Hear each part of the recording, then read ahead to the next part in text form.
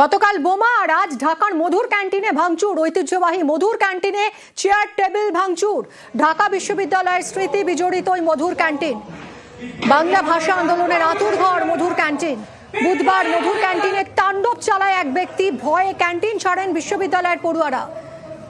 বিশ্ববিদ্যালয় ছাত্র দলের ব্যানারও ভেঙে ফেলা হয়। ভাঙচুরের ঘটনায় একজনকে গ্রেফতার করেছে পুলিশ। আরো আপডেট দেবে সান্নিক, রয়েছে সঙ্গে সান্নিক। গতকালের এই ঘটনায় যে ব্যক্তি এই ঘটনা ঘটিয়েছে তাকে তৎক্ষণাৎ সেখানকার নিরাপত্তা রক্ষীরা তারপরে আটক করে এবং তাকে পরবর্তীতে পুলিশের হাতে তুলে দেওয়া হয়। যেটা সেখানকার পুলিশ সূত্রে খবর যে সেই ব্যক্তি যখন এই ঢাকা বিশ্ববিদ্যালয়ের অন্তর্গত এই ক্যান্টিনে ভাঙচুর চালাচ্ছিল সেই সময় কাজী নজরুল ইসলামের সমর্থনে সে স্লোগানিং করছিল এবং তার সঙ্গে সে এই ভাঙচুর চালাচ্ছিল। অর্থাৎ ভেতরে বেশ কিছু ফার্নিচার সে নিয়ে ছোড়াছুড়ি প্রথমে শুরু করে এবং বেশ কিছু আর্টিফ্যাক্ট সেখানে ছিল যেগুলো ভাঙচুর করা হয়েছে বলে খবর। 1921 সালে এই ক্যান্টিন তৈরি হয়েছিল যদিও, কিন্তু 1971 সালে ভাষা আন্দোলনের সময় সেই সময় মুক্তিযোদ্ধাদের একেবারে আঁতুড়ঘর হয়ে ওঠে ঢাকা বিশ্ববিদ্যালয়ের অন্তর্গত এই মধুর ক্যান্টিন।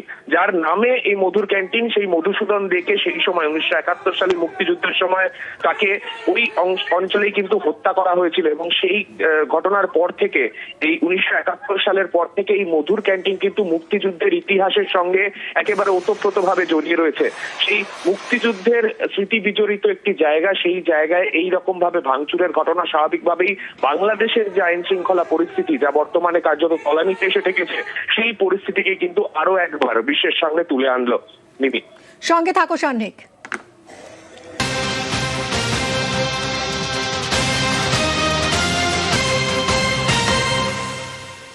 আর এর মধ্যে 17 বছর পর ফিরলেন তারেক রহমান। ইউনূসকে চাপে 17 বছর পর তারেক রহমান আজই বাংলাদেশে পা রাখলেন।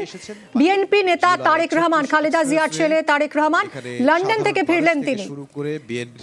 সান্নিক রয়েছেন সঙ্গে, আরো জানাবে সান্নিক। বিএনপি কর্মী সমর্থকরা কতটা উচ্ছ্বসিত তারেক রহমান ফেরায়, তাকে স্বাগত জানাতে কি ব্যবস্থা? তো বিএনপির কর্মী সমর্থকদের উচ্ছ্বাস কিন্তু বাঁধভাঙা, কেননা আজকে ঢাকা বিমানবন্দরে দুপুরবেলা তারেক রহমানের নামার কথা। ইতিমধ্যেই তিনি বাংলাদেশে পৌঁছে গিয়েছেন।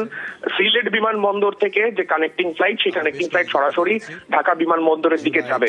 দুপুরবেলা যখন তারেক রহমান ঢাকা বিমানবন্দরে নামবেন, তারপরেই বিএনপির কর্মী সমর্থকরা বিমানবন্দরের বাইরে তাকে স্বাগত জানার জন্য একটি কর্মসূচির আয়োজন তারা রেখেছেন সেখান থেকেই সেই কর্মসূচির পরে কিন্তু তারেক রহমানের সোজাসুজি ঢাকার হাসপাতালে, সেখানে খালেদা জিয়া যেখানে ভর্তি রয়েছেন সেখানে তাকে দেখতে যাওয়ার কথা রয়েছে।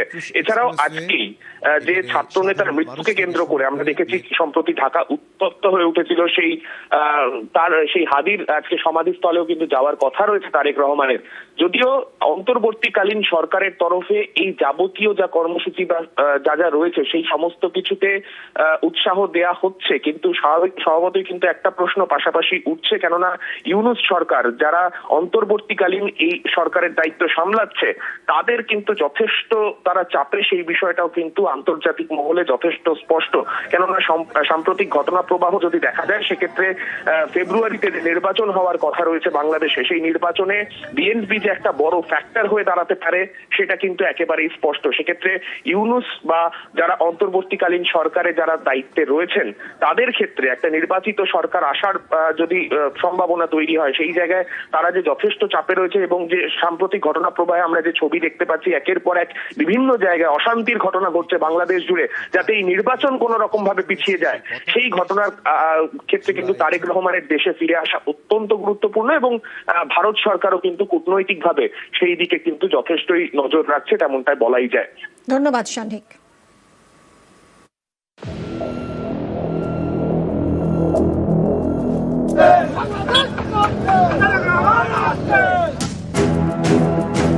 ওসমান হাদি হত্যায় অভিযোগের আঙুল উঠেছে বাংলাদেশের অন্তর্বর্তীকালীন সরকারের প্রধান উপদেষ্টা মোহাম্মদ ইউনূসের দিকে।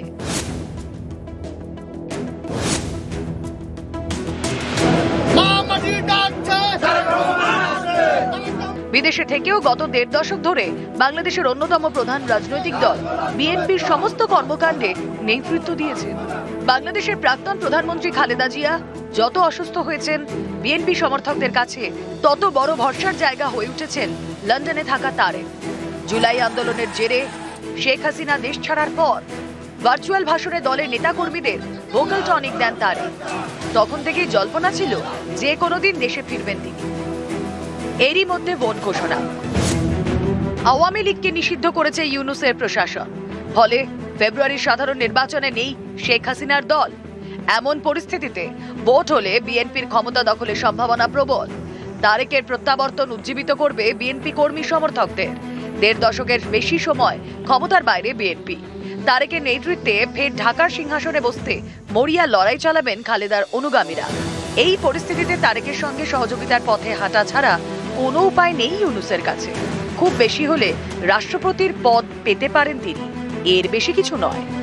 তারেক রহমান যখন আসছেন, এটা তো বড় থ্রেট, কারণ বিএনপি জিতে যাবে এই মুহূর্তে ইলেকশন হলে। যদি আওয়ামী লীগের বহু সমর্থক সেখানে আছে, তাদের তো জোর করে মুখ খুলতে দেওয়া হচ্ছে না, কিন্তু একই সঙ্গে বিএনপি যদি আসে, বিএনপি জিতবে। সেটা তো এই যে প্রধান ওখানে বসে আছে ইউনূস, তিনি তো চাইবেন না, তিনি চাইবেন কোনোভাবে ক্ষমতা দখল করে থাকেন। সবকিছু ঠিক থাকলে বগুড়া থেকেই প্রার্থী হবেন খালেদা পুত্র। 2008 সালে দেশ ছেড়েছিলেন তারেক রহমান। সেনার হাতে ক্ষমতা থাকাকালীন প্রায় 18 মাস জেলে থাকতে হয় তাঁকে। জেল থেকে ছাড়া পেয়েই ব্রিটেনে চলে যান তারেক। তারপর থেকেই বাংলাদেশে হাসিনা রাজ। এখন প্রশ্ন হলো, তারেকের এই ঘরে ফেরাকে নয়াদিল্লি কিভাবে দেখছে? শেখ হাসিনার সঙ্গে দিল্লির সম্পর্ক বরাবরই খুব ভালো। উল্টো দিকে বিএনপি নেত্রী খালেদা জিয়া 3 দফায় বাংলাদেশের প্রধানমন্ত্রীর কুর্সিতে বসেছেন। তার সঙ্গেও ভারতের সম্পর্ক খুব একটা খারাপ ছিল না। সমস্যা একটাই, খালেদার আমলে বারবারই বাংলাদেশের মাটিতে ভারত বিরোধী শক্তিদের মাথাচাড়া দেওয়ার অভিযোগ উঠেছে। কিন্তু এখন পরিস্থিতি একেবারে আলাদা।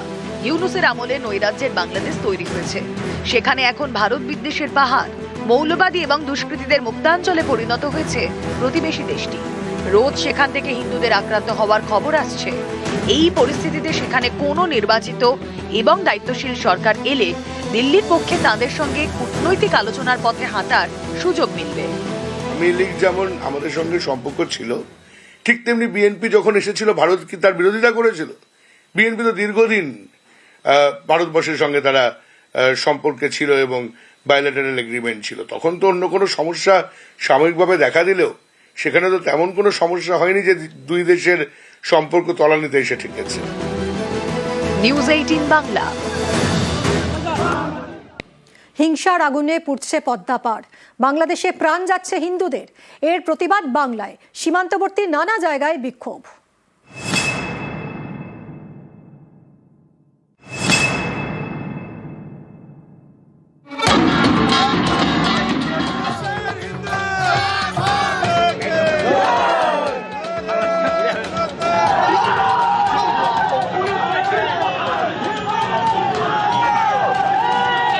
সরকার, কেন্দ্রীয় সরকারের উচিত এক্ষুনি, যেমন পাকিস্তানে সার্জিক্যাল স্ট্রাইক করেছে, বাংলাদেশের সার্জিক্যাল স্ট্রাইক করে ওই উগ্রপন্থীদের সমূলে ধ্বংস করে দেওয়া উচিত।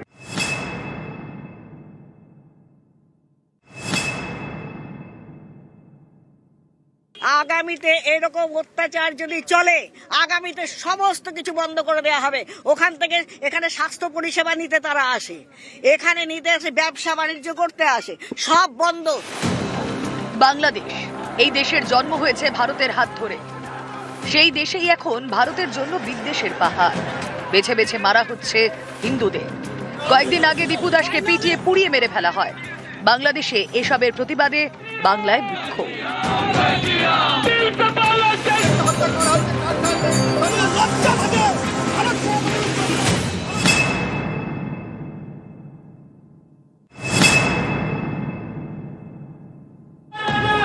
উত্তর 24 পরগনার বনগাঁয় পেট্রাপোল সীমান্ত। ভারত বাংলাদেশের মধ্যে সড়ক বাণিজ্যের গেটওয়ে। পেট্রাপোল থেকে ট্রাকে লরিতে পণ্য রপ্তানি করা হয় ওপারে।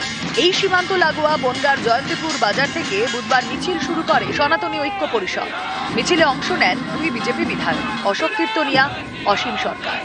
পেট্রাপোল বন্দরে গিয়ে মিছিল শেষ হয়। ভারত সরকার, কেন্দ্রীয় সরকারের উচিত এক্ষুনি, যেমন পাকিস্তানে সার্জিক্যাল স্ট্রাইক করেছে, বাংলাদেশের সার্জিক্যাল স্ট্রাইক করে ওই উগ্রপন্থীদের সমূলে ধ্বংস করে দেওয়া উচিত।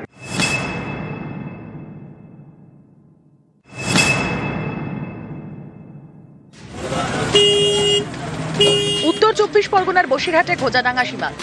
এই সীমান্তবর্তী ওল্ড সাতক্ষীরা রোডে বিক্ষোভ দেখায় সনাতনী জাতীয়তাবাদী মঞ্চ। ট্রাক আটকে বিক্ষোভ দেখানো হয়।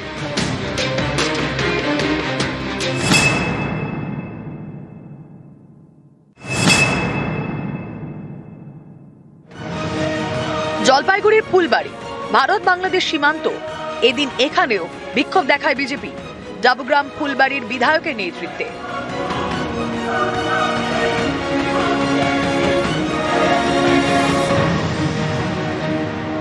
আগামীতে এরকম অত্যাচার যদি চলে, আগামীতে সমস্ত কিছু বন্ধ করে দেওয়া হবে।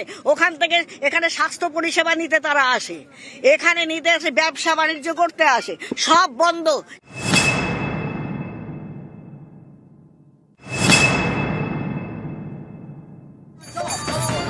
মালদার মনোহরপুর মুচিয়া, ভারত বাংলাদেশ সীমান্তবর্তী এলাকা। এখানে বিক্ষোভ দেখান স্থানীয়রা।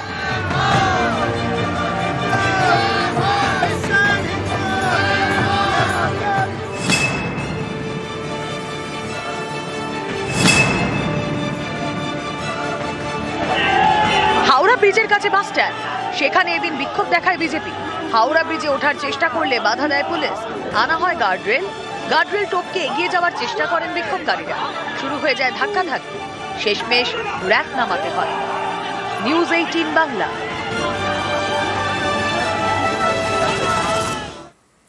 ওপার বাংলায় হিন্দু হত্যা, এপার বাংলায় গরম রাজনীতি। পথে নেমে প্রতিবাদ বঙ্গ বিজেপির। বিক্ষোভে স্লোগানে দাবি, ইউনূসের দেশকে জবাব দিক দিল্লি। এটা কি কৌশলে কেন্দ্রের উপর চাপ তৈরির চেষ্টা, যাতে কেন্দ্র কোনো পদক্ষেপ করলে ভোটের বাংলায় আরও মেরুকরণের অস্ত্রের শান দেওয়া যায়?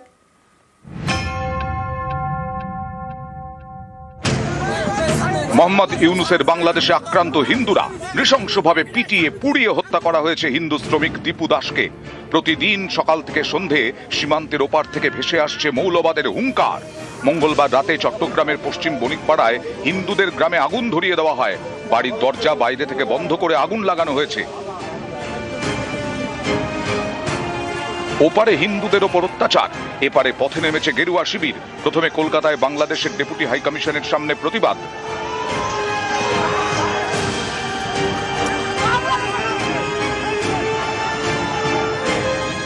বুধবার রাজ্যের একাধিক জায়গা, বিশেষ করে সীমান্তবর্তী নানা এলাকায় বিক্ষোভ দেখানো হয়।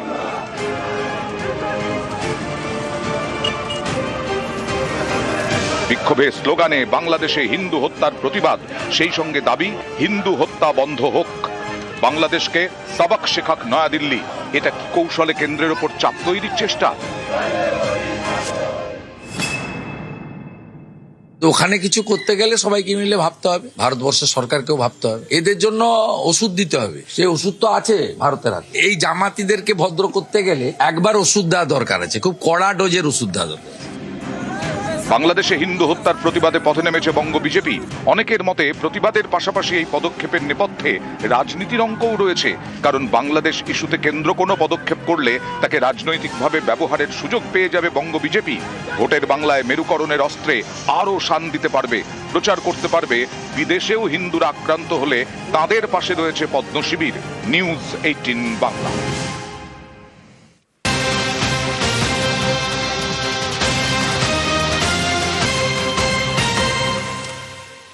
17 বছর পর ঢাকার মাটিতে পা রাখলেন তারেক রহমান।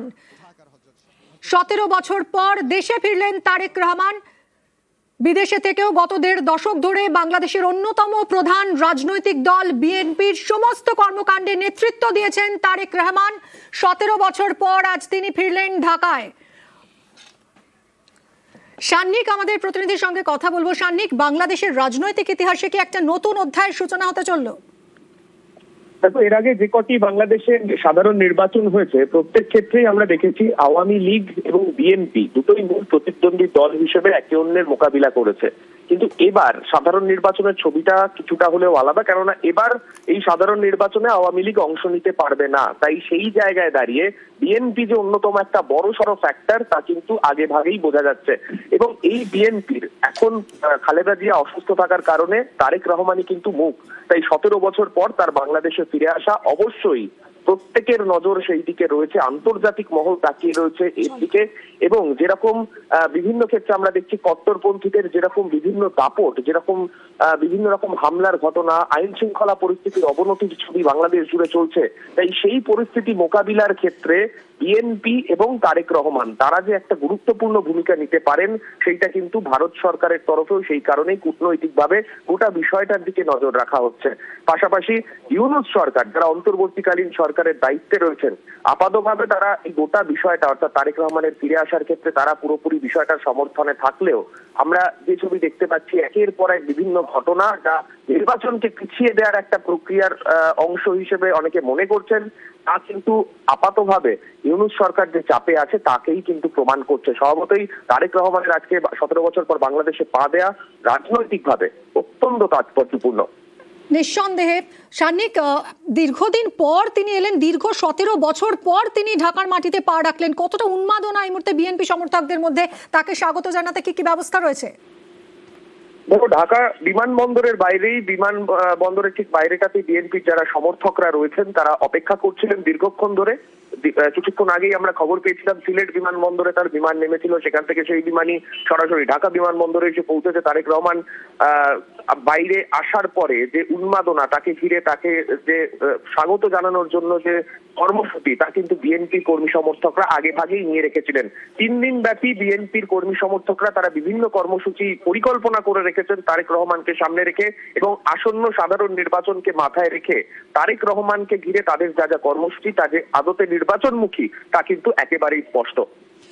একদমই, কার্যত একটা কঠিন সময় বলা যায়। বাংলাদেশে ফিরলেন তারেক রহমান, নির্বাচনের মুখে দলের হাল ধরবেন তিনি, এমন একটা সময় যখন গোটা বাংলাদেশ হিংসায় দীর্ণ এবং রাজনৈতিকভাবে অত্যন্ত তাৎপর্যপূর্ণ তারেক রহমানের বাংলাদেশে ফিরে আসা।